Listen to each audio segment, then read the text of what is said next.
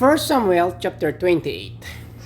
In those days, the Philistines gathered their forces to fight against Israel.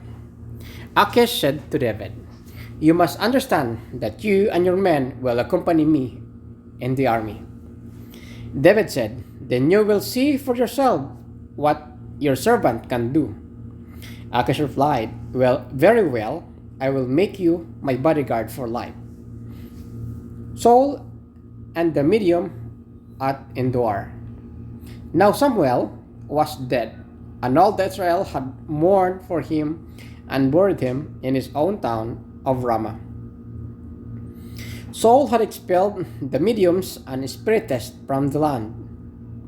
The Philistines assembled and came and set up camp at Shunem, while Saul gathered all Israel and set up camp at Gilboa. When Saul saw the Philistine army, he was afraid. Terror filled his heart. He inquired of the Lord, but the Lord did not answer him by dreams or Urim or prophets. Saul then said to his attendants, "Find me a woman who is a medium, so I may go and inquire of her." "There is one in Endor," they said. So Saul disguised himself, putting on other clothes, and at night he and two men went to the woman. "Consult a spirit for me," he said, "and bring up to me the one I name." But the woman said to him, "Surely you know what Saul has done. He has cut off the mediums and spiritists from the land. Why have you set up a trap for my life to bring about my death?" Saul swore to her by the Lord, "As surely as the Lord lives, you will not be punished for this." Then the woman asked, "Whom shall I bring up for you?" "Bring up Samuel," he said. When the woman saw Samuel, she cried out at the top of her voice and said to Saul, "Why have you deceived me? You are Saul." The king said to her, "Don't be afraid. What do you see?" The woman said, "I see a ghostly figure coming up out of the earth." "What does he look like?" he asked. "An old man wearing a robe is coming up," she said.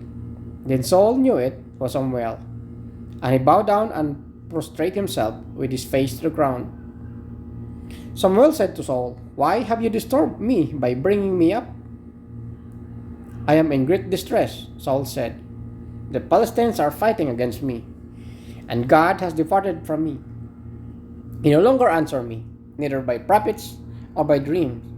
So I have called on you to tell me what to do." Samuel said, "Why do you consult me, now that the Lord has departed from you and become your enemy? The Lord has done what he predicted through me. The Lord has torn the kingdom out of your hands and give it to the one of your neighbors, to David. Because you did not obey the Lord or carry out his fierce wrath against the Amalekites. The Lord has done this to you today. The Lord will deliver both Israel and you in the hands of the Philistines, and tomorrow you and your sons will be with me. The Lord will also give the army of Israel into the hands of the Philistines." Immediately Saul fell full length on the ground, filled with fear because of Samuel's words. His strength was gone, for he had eaten nothing all that day and all that night. When the woman came to Saul and saw that he was greatly shaken, she said, "Look, your servant has obeyed you. I took my life in my hands and did what you told me to do. Now please listen to your servant and let me give you some food, so you may eat and have the strength to go on your way." He refused and said, "I will not eat."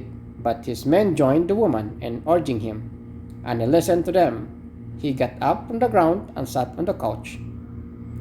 The woman had a fattened calf at the house, which she butchered at once. She took some flour, kneaded it, and baked bread without yeast. Then she ate it before Saul and his men, and they ate.